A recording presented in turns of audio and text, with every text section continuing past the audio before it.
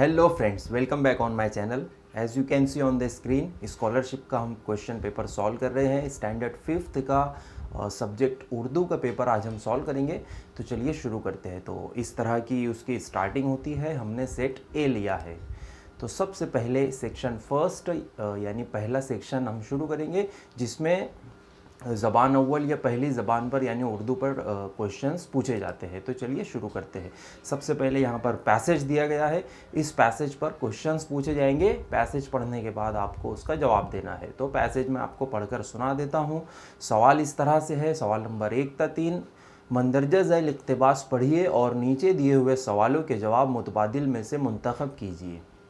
इक़्तिबास कुछ इस तरह से है, जो कि अशफाक़ उल्लाह ख़ान के बारे में है, जिनकी तस्वीर आपको दिखाई दे रही है।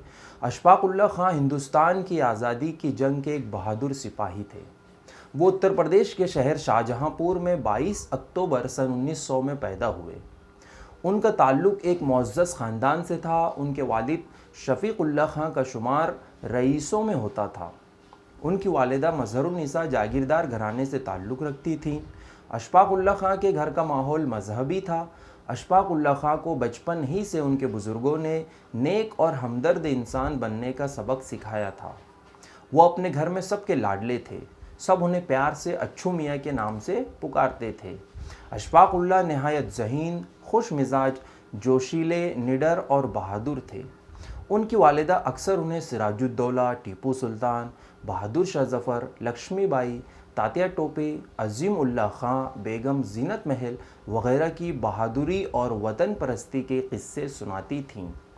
इन क़िस्सों का उन्होंने गहरा असर कबूल किया था। इस पैसेज पर पहला सवाल है, अशफाक़ उल्लाह ख़ान किस रियासत में पैदा हुए थे? उत्तर प्रदेश में, मध्य प्रदेश में, महाराष्ट्र में या शाहजहाँपुर में? तो अशफाक़ उल्लाह ख़ान ऑप्शन नंबर 1 यानी उत्तर प्रदेश में पैदा हुए थे। सवाल नंबर 2 है, उसी पैराग्राफ पर अशफाक़ उल्लाह ख़ान के घर का माहौल कैसा था? नंबर 1 समाजी, नंबर 2 जज्बाती, नंबर 3 सियासी या नंबर 4 मजहबी? तो इसका जवाब है नंबर 4 मजहबी। सवाल नंबर 3, अशफाक़ उल्लाह ख़ान ने किन क़िस्सों का गहरा असर कबूल किया? ऑप्शन नंबर 1 परियों के क़िस्सों का, नंबर 2 बहादुरी और वतन परस्ती, नंबर 3 मजहबी या नंबर 4 दिलेरी? तो इसका सही जवाब है ऑप्शन नंबर 2 बहादुरी और वतन परस्ती। तो इस तरह के ये 3 सवालात पैसेज पर पूछे गए थे।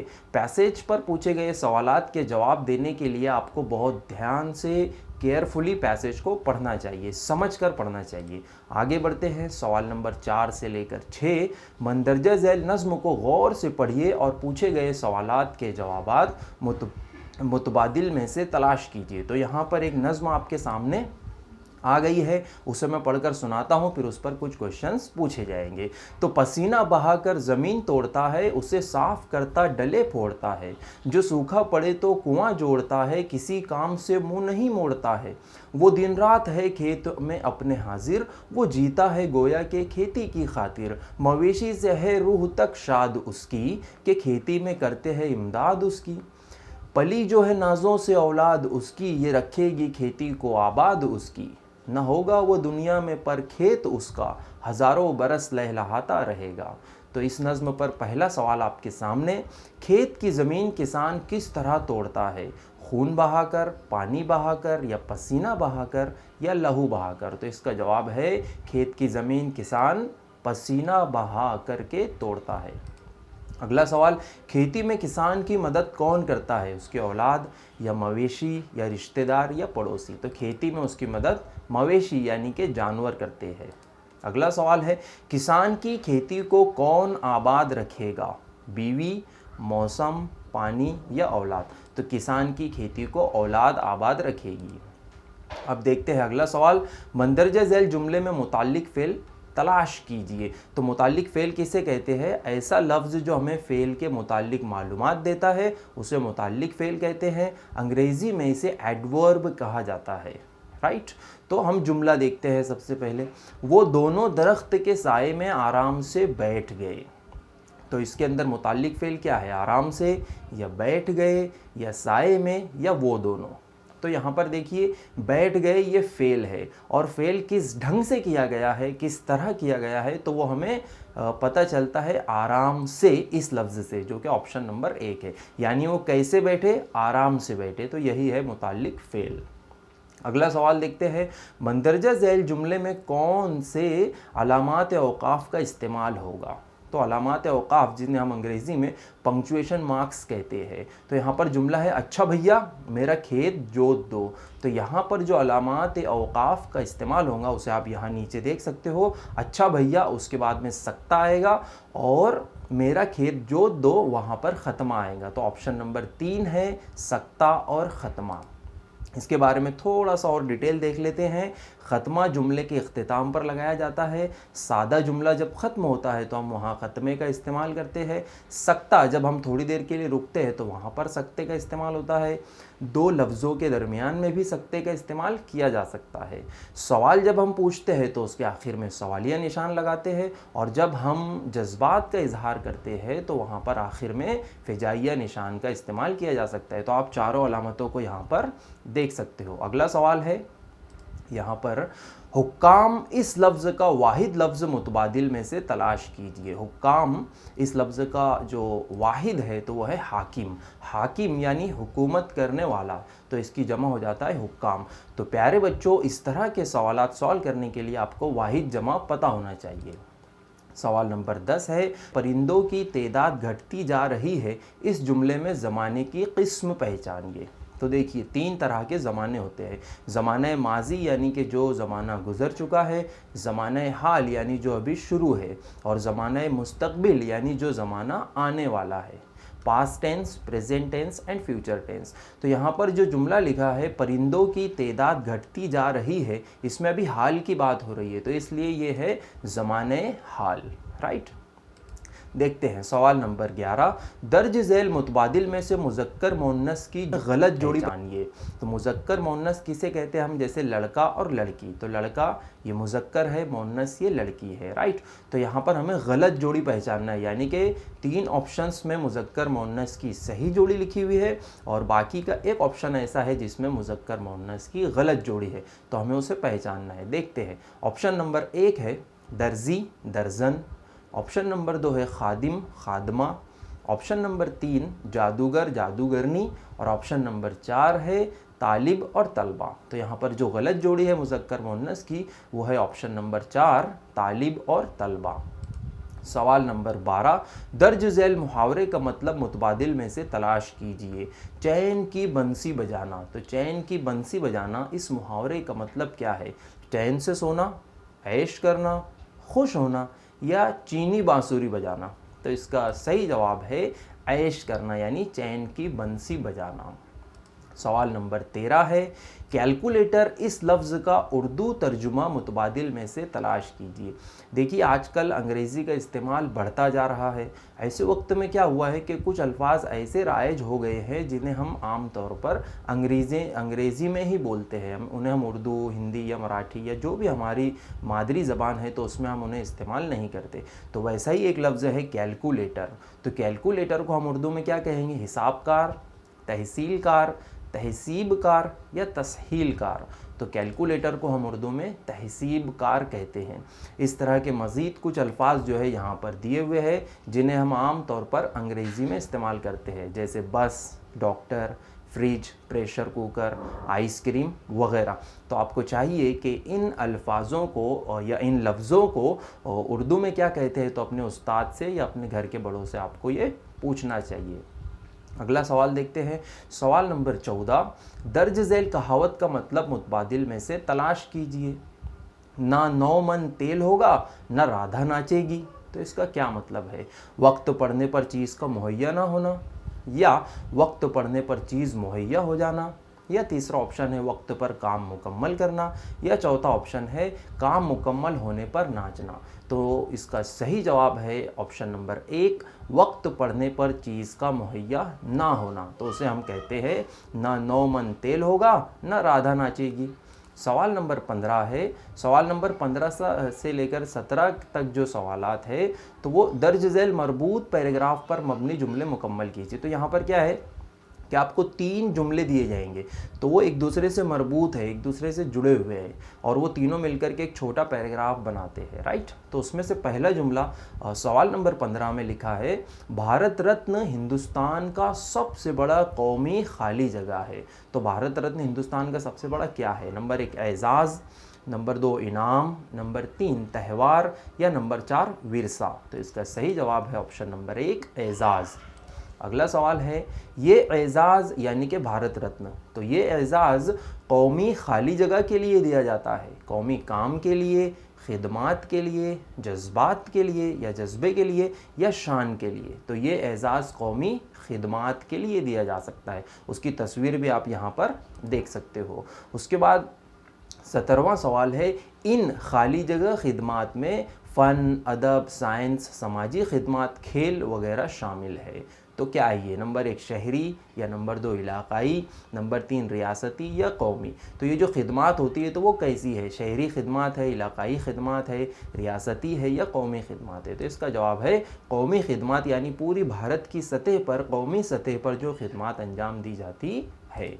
सवाल नंबर 18 है, दर्ज झैल मुतबादिल में से हम्मानी अल्फाज की गलत जोड़ी पहचानिए। यानी कि यहाँ पर जितने ऑप्शंस थे तो उनमें 3 ऑप्शंस में हम्मानी अल्फाज की, एक जैसे मतलब वाले अल्फाज की सही जोड़ी लिखी है, लेकिन एक ऑप्शन में गलत जोड़ी दी हुई है, तो उसे हमें पहचानना है। जैसे अंग्रेज़ी में हम ऑड मैन आउट भी कहते हैं। तो पहला ऑप्शन है जुल्मत यानी अंधेरा, दूसरा ऑप्शन है परबत बहर, तीसरा ऑप्शन है गुंचा या गुंचा और उसे कली कह सकते हैं, और चौथा ऑप्शन है तपा या गर्म। तो हम्मानी अल्फाज की जो गलत जोड़ी है तो वो है ऑप्शन नंबर 2 यानी कि परबत बहर। उसके बाद है सवाल नंबर 19, अर्जल इस लफ्ज़ का मुतजाद लफ्ज़ मुतबादिल में से तलाश कीजिए। तो अर्जल का उलट या उसकी जो ज़िद है, एंटोनिम है या अपोजिट वर्ड है, वो हमें बताना है। Option number 1 Afzal, option number 2 आला, ऑप्शन नंबर 3 नकबत या नंबर 4 आरजू। तो अर्जल इस लफ्ज़ का अपोजिट वर्ड है अफजल, यानी उसकी ज़िद। तो अल्फाज और उसकी ज़िद के कुछ वीडियोज़ यूट्यूब पर मौजूद है, आपने उन्हें देखना चाहिए या किताबों से उन्हें पढ़ना चाहिए। सवाल नंबर 20 देखते हैं, मंदरजा झैल मुअम्मे में स्टार यानी तारे की जगह मुनासिब मुतबादिल मुंतखब कीजिए। तो ये जो यहाँ पर चौकोन बना हुआ है तो इसे हम कहते हैं एक मुअम्मा है, एक पज़ल है। तो वहाँ पर स्टार की जगह पर कौन सा हर्फ आएगा जिसकी वजह से ऊपर से नीचे बामानी लफ्ज़ बनता है?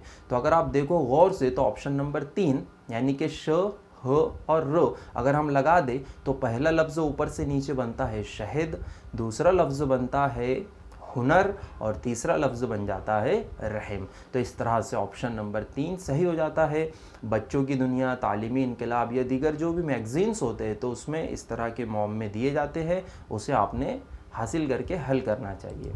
सवाल नंबर 21, दर्ज झैल में से जानवर और उनके बच्चों की सही जोड़ी का मुतबादिल मुंतखब कीजिए। तो यहाँ पर जानवर और उनके बच्चों को क्या कहते हैं तो वो लिखा हुआ है, लेकिन हमें उसमें से सही जोड़ी को चुनना है, यानी बाकी के जो 3 ऑप्शन है वो गलत है, सिर्फ एक ऑप्शन यहाँ पर सही है। तो पहला ऑप्शन है बिल्ली, उसका बच्चा बछड़ा कहलाता है क्या? नंबर 2 है मुर्गी, बच्चा, नंबर 3 हाथी, पट्ठा, और नंबर 4 है हरन, चित्कारा। तो जो बच्चा और उसके जो पेरेंट है तो वो जो सही लफ्ज़ है वो ऑप्शन नंबर 4 है हिरन, यानी हिरन और उसके बच्चे को चित्कारा कहा जाता है।